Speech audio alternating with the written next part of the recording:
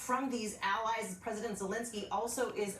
So, you know, I'm kind of staggered right now. Well, I look at what's happened in the war, and I'm like, okay, so even before we got them the HIMARS, they stopped the Russian army.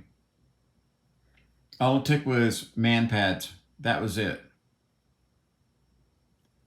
I'm saying that, if you can stop a fucking armored, advance on your country with shoulder launched weapons, then your enemy is not just incompetent, but unprepared. Now, a guerrilla war cannot be won. An insurgency cannot be won. I hope everyone agrees to that we all understand that you cannot force your culture on another culture. You cannot take someone's land and say, oh, well, this is mine now because of this. At the end of World War II, that all came to a fucking end with the dirty little agreement between Churchill and Stalin.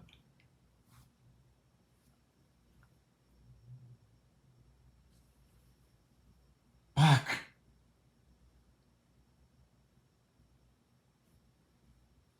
Can you imagine? You're in the Russian army, and all of a sudden, you're not just facing man pads and M777s and, 16 rocket launchers? 16, I think, maybe is what they have now. I think we just gave them 4 more.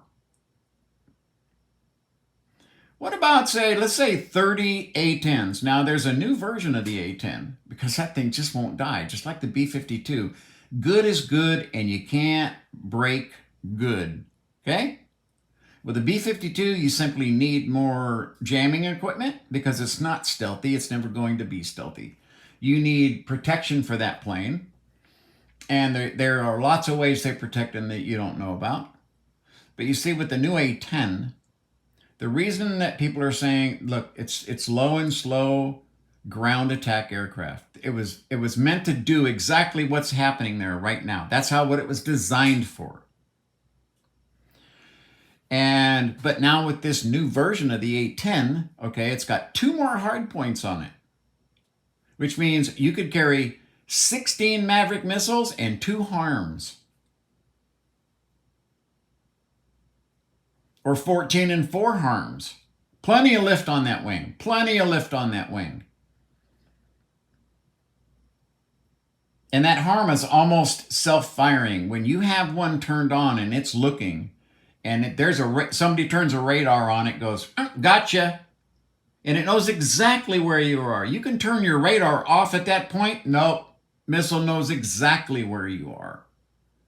Because it's thinking like a computer. It instantaneously understands where you are in relation to the aircraft. And that's it. It's a done deal. It knows where you are. It took a bearing, and it's going to go to that bearing. Then it's going to see your system, and it's over.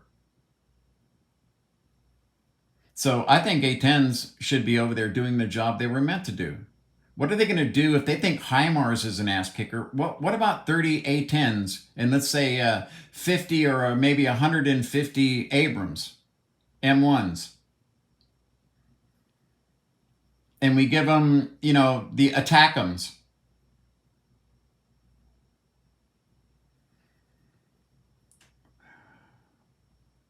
We're leaving out 90% of our military capability just with those assets. It's over.